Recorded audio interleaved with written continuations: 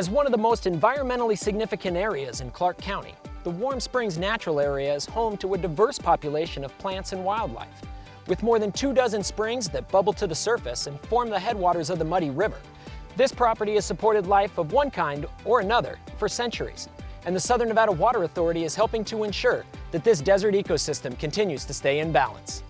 Drive north on Interstate 15 toward Logandale and Overton, and you will pass an oasis in the middle of the Mojave Desert. Northwest of the town of Moapa is the Warm Springs Natural Area.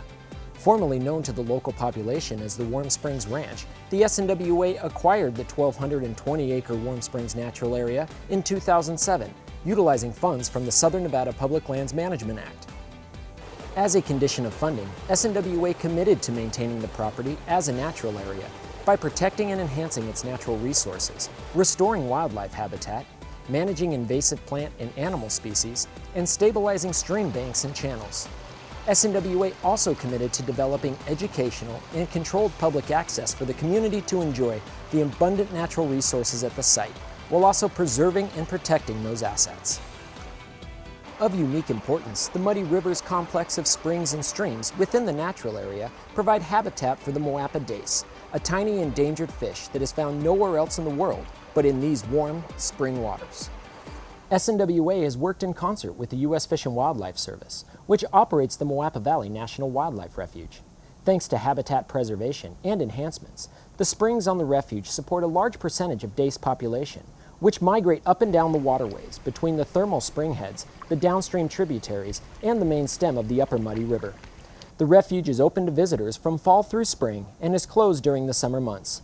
A viewing chamber allows visitors to experience the Moapa dace in its natural habitat. The Moapa dace is not the only rare species that inhabit these native streams.